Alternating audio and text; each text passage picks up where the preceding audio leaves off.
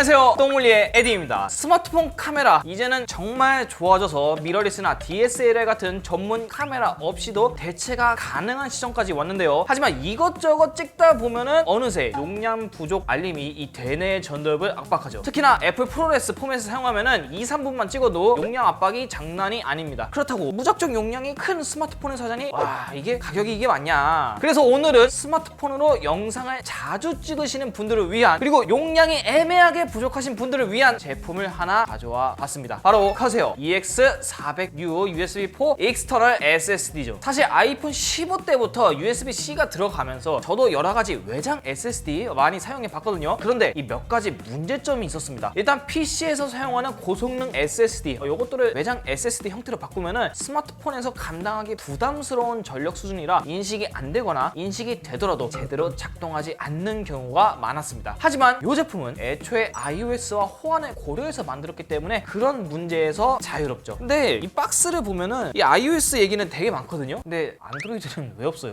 구성품에 보면은 케이블하고 본체 요게 끝입니다. SSD가 기본으로 장착된 제품이기 때문에 어찌 보면 당연한 거죠. 한 가지 특이한 점이라면 기본 구성에 이 케이블이 40Gbps USB4 규격입니다. 이는 제품 자체가 USB4, 썬더볼트 4를 지원하는 외장 SSD이기 때문이죠. 사이즈를 보면은 가로 64.3, 세로 64, 그리고 두께 12.1mm로 상당히 컴팩트합니다. 후면에는 맥세이프 링이 달리는데 덕분에 아이폰에 아주 간편하게 부착할 수 있죠. 물론 안드로이드 스마트폰에서도 이렇게 맥세이프 링이 달린 케이스를 쓴다면은 착 붙여서 사용할 수 있습니다. 무엇보다 이 스마트폰에서 맥세이프 방식이 편한 점은 일반적인 외장 SSD 제품들보다 사용이 간편하다는 거죠. 요거는 제가 직접 사용하고 있는 외장 SSD인데 케이스를 장착했을 때는 이게 직접적으로 꽂기가 어렵고 별도의 연장 케이블을 사용해야지만 연결할 수 있습니다. 게다가 스마트폰에 연결하면은 소음이 발생하거든요. 요게 촬영에 방해를 줄 수도 있죠. 이게 어느 정도의 소음인지 한번 체크를 잠깐 해볼게요. 지금 소음이 살짝 나거든요. 들리고 있나요? 요 정도의 소음이 발생합니다. 그리고 잠깐 만져보니까 이 마감 구성 방식이 조금 독특해요. 이 측면이나 밑면은 플라스틱인데 상단 전체가 알루미늄으로 포장되어 있습니다. 아마 SSD 성능은 이 발열에 취약하기 때문에 이렇게 상단 전체를 알루미늄으로 커버한 것 같은데 발열 부분도 조금 이따가 체크해 보도록 하고 우선 아이폰에서 제대로 사용이 되는지 확인해 보도록 합시다. 자, 지금 보면은 프로레스를 이제 한번 켜보면은 제대로 인식되는지, 이게 보면 제대로 인식이 돼 있는 거 확인이 됐네요. 이렇게 밑에 USB-C가 인식되어 있는 거 보이시죠? 이 상태에서 촬영을 하면 제대로 카메라도 잘 작동됩니다. 하지만 기본 카메라 앱에서는 외장 SSD로 연결을 해도 프로레스 촬영만 저장이 되지 일반 동영상들은 여전히 이 내장 메모리로 저장이 되는 FLC 부족함이 있습니다. 이 아쉬움을 해결하기 위해 블랙매직 카메라라는 앱을 사용하면 손쉽게 해결이 가능한데 여러분 무료예요. 걱정하지 마세요. 설정에서 파일 저장 위치를 손쉽게 바꿀 수 있기 때문에 인서트 컷이나 인터뷰 컷들을 다른 컴퓨터에서 분류하기 전에 미리 구분할 수 있다는 점에서 상당히 마음에 드네요. 게다가 외부 저장 장치를 사용하기 애매했던 이 맥에서도 정말 사용성이 좋아졌는데요. 이번에 새롭게 출시된 이 맥미니와 특히 궁합이 좋습니다. 이 커세어 제품은 썬더볼트 4를 지원하는데 요 맥미니 깡통만 사도 썬더볼트 4 3개를 줘버리죠. 무엇보다 최신 맥OS에서는 소프트웨어 프로그램 자체도 이 외장 SSD에 설치할 수 있게 변경되었습니다.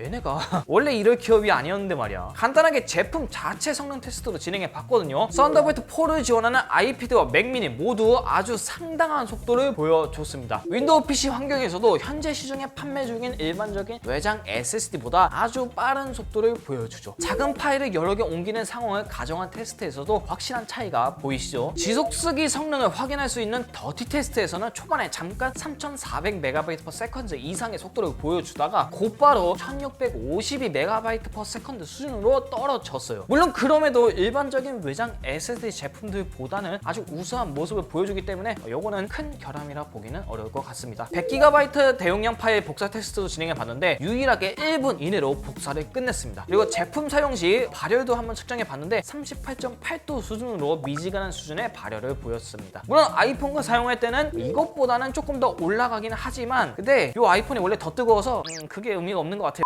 하지만 몇 가지 아쉬운 부분들도 있었어요. 첫 번째는 요 케이블이죠. PC나 맥에서는 적당한 수준의 길이인데 스마트폰에서 사용하기에는 조금 이 긴 편입니다. 실제로 이 상태에서 촬영하려면 불편함을 어느 정도 감수해야 하죠. 두 번째, 포트 구성입니다. 용량은 걱정이 없어지긴 했는데 카메라를 사용하다 보니 이 배터리 걱정을 안 할 수가 없는데요. 그런데 맥세이프 구역과 하단 USB 포트 모두 막혀버리니 추가 전원을 공급할 수단이 없습니다. 일부 외장 SSD 제품들은 추가 전력 포트를 뚫어서 외장 SSD를 통해 스마트폰 전원 공급을 시켜주고 있는데 요 커세어 제품에서는 그런 부분이 없다는 게 조금은 아쉬웠습니다. 그리고 마지막으로 얘기해야 될 거는 가격인데 요거는 솔직히 조금은 애매해요. 물론 정가 자체는 당연히 비싼 게 맞는데 이게 출시 특가로 뜬 가격을 보면은 생각보다 나쁘지 않은 수준이란 말이죠. 국내 제품으로 비교한 게 아니라 알리에서 판매하는 제품들과 견주어도 1, 2만 원 수준의 차이가 있었습니다. 그런데 얘는 USB4, 썬더볼트 4 지원을 하죠. 근데